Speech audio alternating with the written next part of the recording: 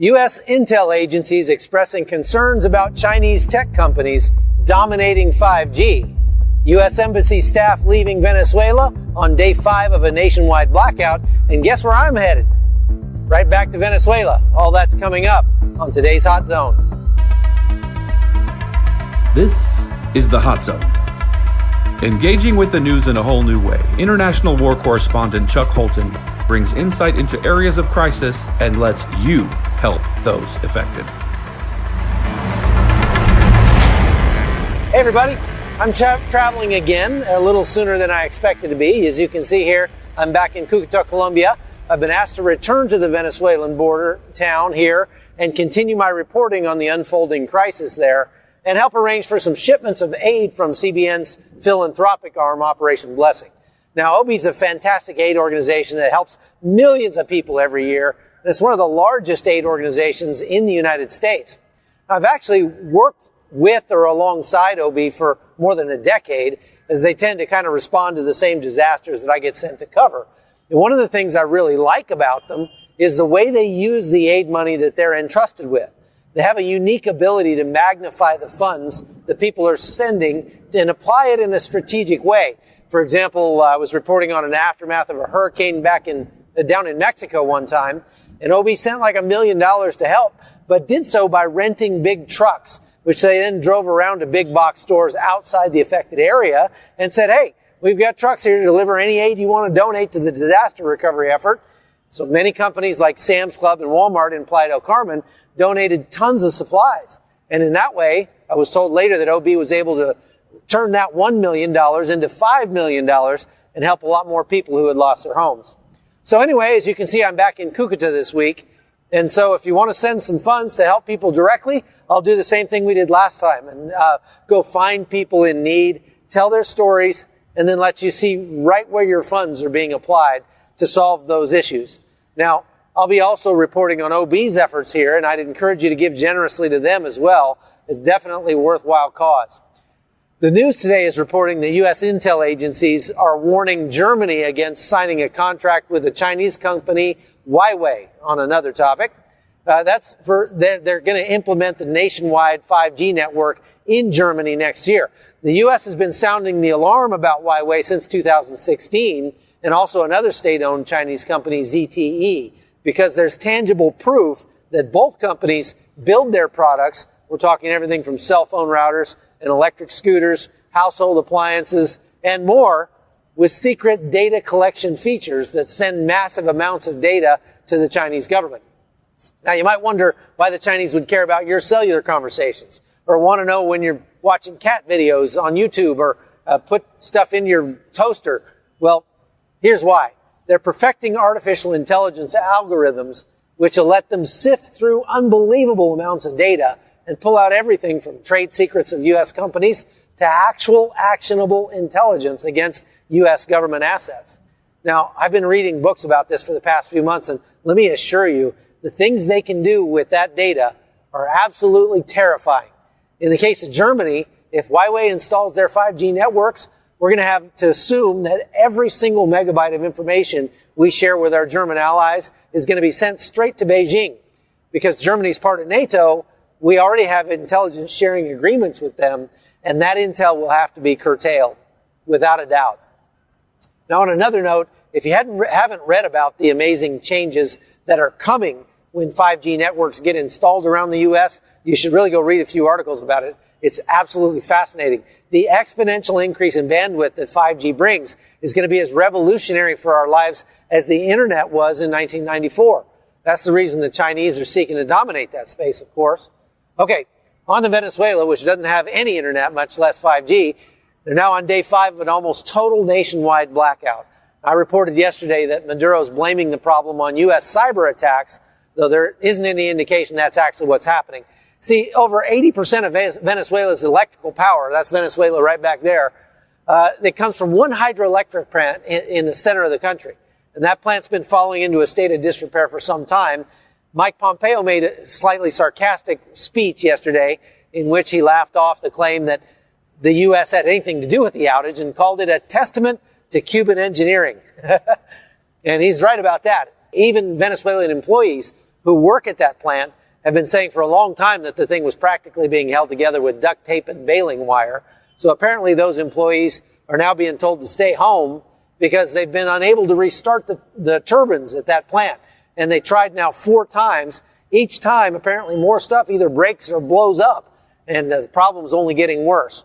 So now kids are staying home from school. Looks like that power outage is going to last for a long time. And in the meantime, people are literally dying because of it. And looting is reportedly breaking out in Caracas and elsewhere. So it looks like the refugee situation in Cucuta, right here, which was at crisis levels when I was only here just 2 weeks ago, it's just going to get worse now. And that's one reason Operation Blessing is heading in.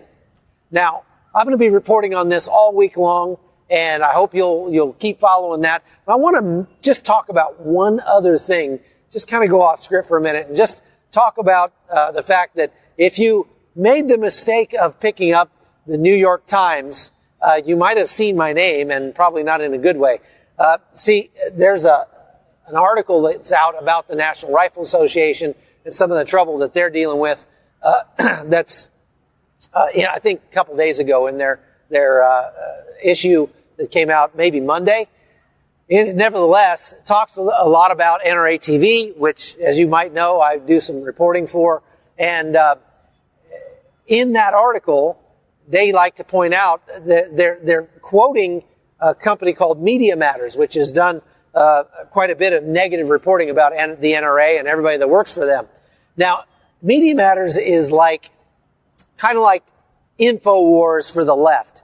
And any journalist that quotes Media Matters is really impugning his own credibility by doing so, I have to say. Because just to explain, Media Matters was founded by a guy named Brock.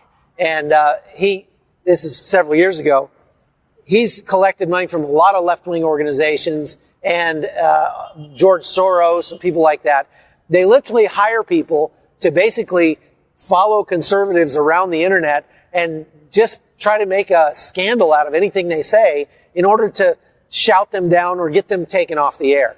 And so Media Matters has been doing that with me for a long time. They've got one guy, his job is just to basically follow me around and to try to make hay out of anything I say on the internet. So, for example, I posted a photograph last year when I was in Brazil where I was having lunch and I met my waiter and I said, "Man, you look a lot like Barack Obama," because he did. He looked like a young Barack Obama.